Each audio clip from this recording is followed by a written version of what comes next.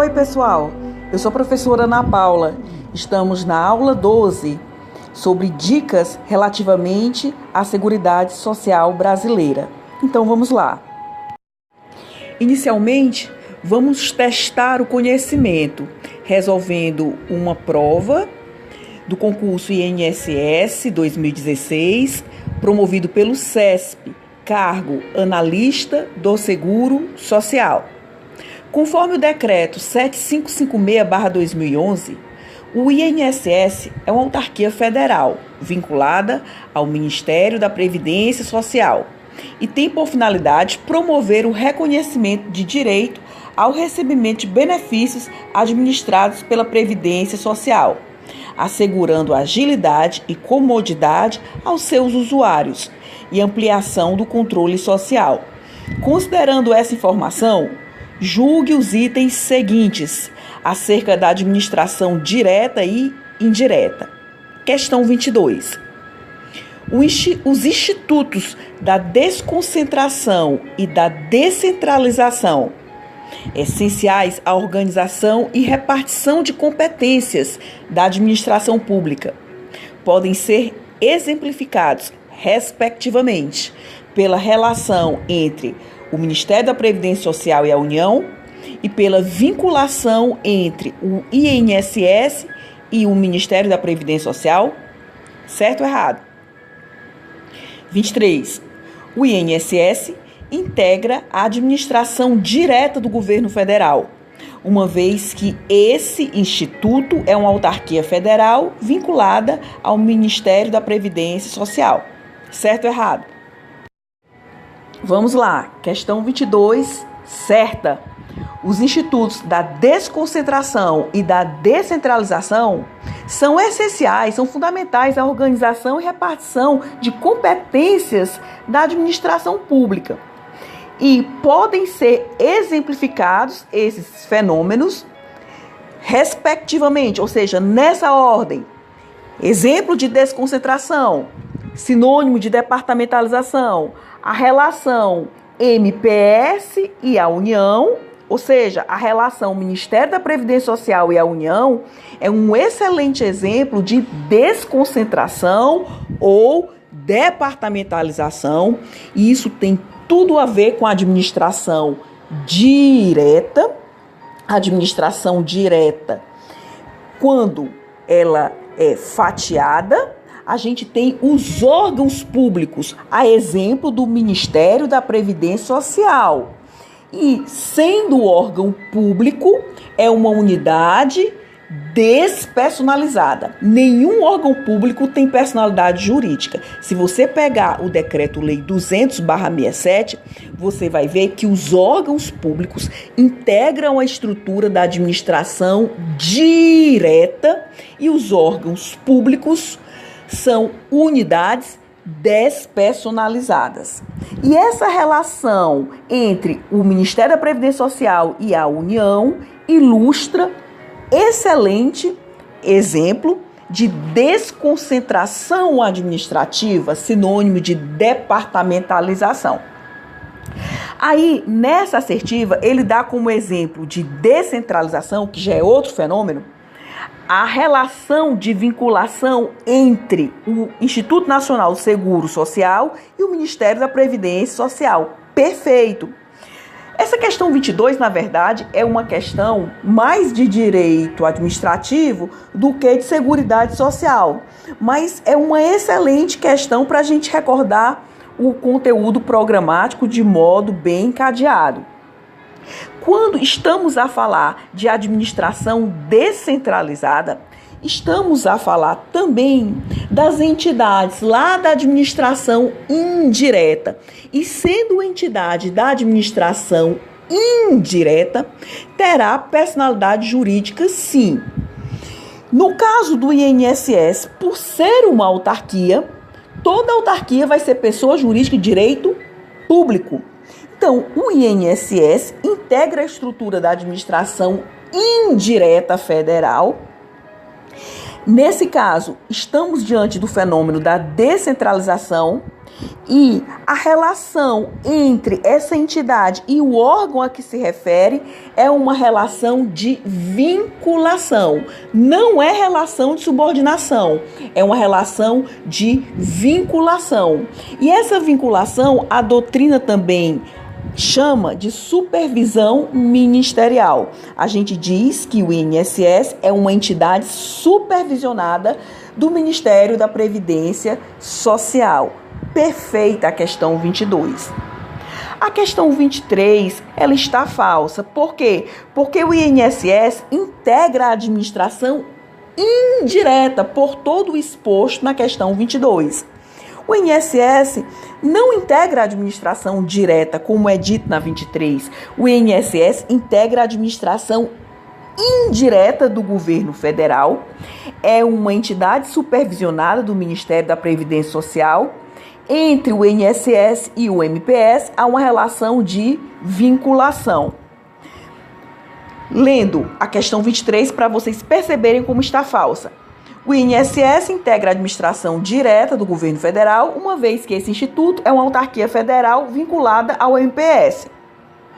Que é uma autarquia federal vinculada ao MPS, ninguém nega, isso é verdadeiro. Mas o INSS, como eu já disse, integra a administração indireta do governo federal.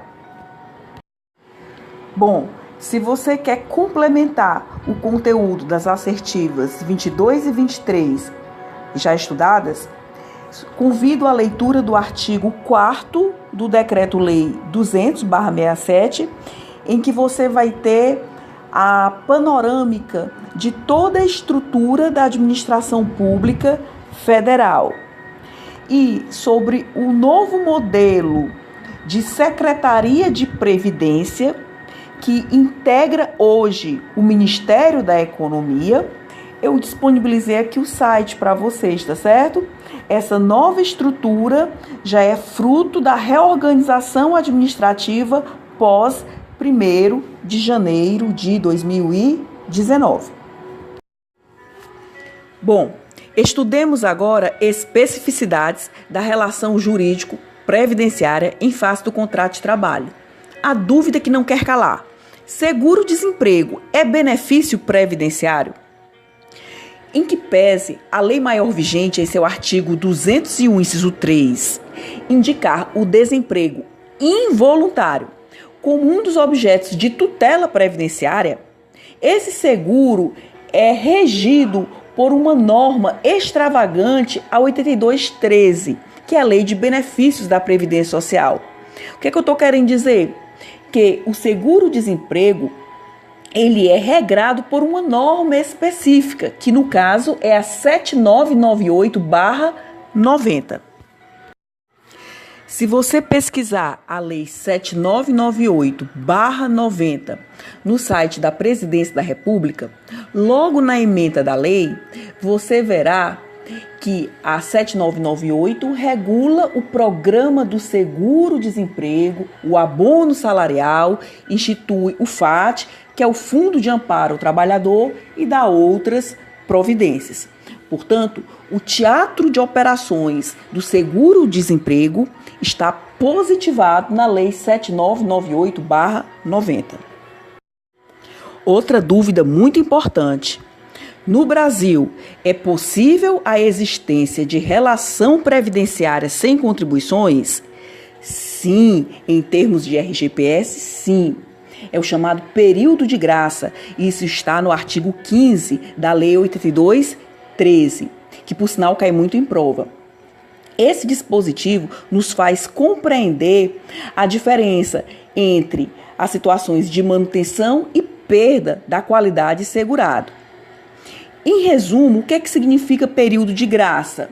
É o período em que o segurado poderá pleitear prestações, ou seja, benefícios, cujo direito tem adquirido, desde que, claro, tenha ultrapassado o chamado período de carência. Explicando de outra forma, no período de graça, o segurado conserva todos os seus direitos perante a Previdência Social, muito embora não esteja vertendo contribuições para o sistema. Agora, o que é período de carência? Para você entender o artigo 15 da 8213 e seus diversos prazos, porque o período de graça ele não é eterno, é muito importante que você compreenda o que é o tal do período de carência. Período de carência é o lapso, é o interregno em que o segurado não possui direito a certas prestações por não ter alcançado o número mínimo de contribuições mensais. Sobre esse assunto, convido a leitura dos artigos 24 a 27 da Lei 8213. Bom, vamos dar 2 exemplos. Um exemplo para o período de graça e um exemplo para o período de carência. No caso do período de graça, se você pegar o 15, inciso 6 da 8213, você verá que, no caso do facultativo, o período de graça é de até 6 meses após a cessação das contribuições. Convido a leitura do artigo 15, porque lá tem vários prazos. E o período de graça, conforme eu já disse, não é eterno. Exemplo de período de carência, no caso de auxílio-doença e aposentadoria por invalidez. O período de carência, para que a pessoa possa pleitear os benefícios do auxílio-doença ou aposentadoria por invalidez, é de pelo menos 12 contribuições mensais. Sobre o período de carência, convido a leitura dos artigos 24 a 27 da 8213. Agora, já marchando para o término desta videoaula, vamos analisar uma situação excepcionalíssima. E isso já foi cobrado de mim, numa prova dissertativa. Segurado postula a aposentadoria por idade após ter perdido a condição de segurado, porém já tinha implementado o período de carência do benefício. E aí, é caso para conceder ou negar a prestação? A jurisprudência era pela concessão do benefício. Era e é pela concessão do benefício. Porém, até 2002, o INSS negava. Ocorre que, nesse ano, foi editada a medida provisória 83, que posteriormente foi convertida na Lei 10.666/2003 e, em seu artigo 3º, parágrafo 1º, positivou-se a concessão do benefício. Passemos à leitura do artigo 3º, parágrafo 1º, da Lei 10.666/2003. Artigo 3º. A perda da qualidade de segurado não será considerada para concessão das aposentadorias por tempo de contribuição e especial. Parágrafo 1º. Na hipótese de aposentadoria por idade, a perda da qualidade de segurado não será considerada para concessão desse benefício, desde que o segurado conte com, no mínimo, o tempo de contribuição correspondente ao exigido para efeito de carência na data do requerimento do benefício. Por hoje é só. Na próxima videoaula, nós estudaremos um pouquinho de MEI, que é o microempreendedor individual. Até lá, fraterno abraço.